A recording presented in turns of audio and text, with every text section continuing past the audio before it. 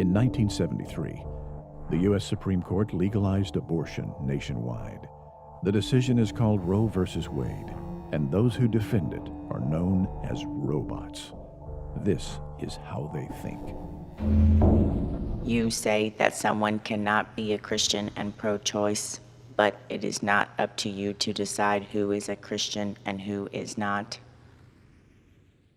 This is pure pro-choice gibberish. If someone points to a camel and calls it a turtle, those who challenge them on it are not contending that they get to decide which creatures are camels and which are turtles. They are simply saying that they can tell the difference between the two.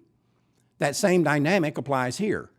No one in the pro-life movement has the right to decide who gets to be a Christian and who does not, but we can discern one from the other. Think about this. A few years ago, a television documentary about the exploding pornography business in America featured a man who is generally acknowledged to be the nation's porn king. He puts out an unbelievable volume of the raunchiest videos imaginable, and the theme of each one is the submission, domination, exploitation, and degradation of women. During this interview, this porn king was wearing a necklace with a large gold cross on it.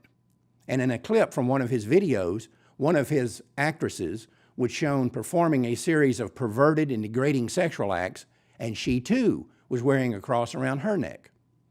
When the pornographer and this young woman were asked how they could reconcile their behaviors with the crosses they were wearing, both said that their religious beliefs and their jobs were two separate issues, and that doing hardcore porn does not mean you can't be a good Christian. The regrettable thing is, this same attitude is also rampant within the modern American church. It is now in such an advanced state of decay that someone's claim to be a Christian is often seen as unconnected to their behavior. And those who point out the absurdity of this can be expected to be attacked for being dogmatic and judgmental. But I'm not buying it. And I challenge anyone to tell me the difference between someone who supports legalized abortion while claiming to be a Christian and the porn king with a cross dangling from his neck. The fact is, there isn't any difference. Any heretic can claim to be a Christian, and most of them do, but their actions will inevitably expose them as frauds. In this case, when choice is defined as the right to butcher defenseless children created by God, there can be no such thing as a pro-choice Christian. And the pro-life movement's ability to point that out does not mean that we are making that distinction. We are simply pointing it out.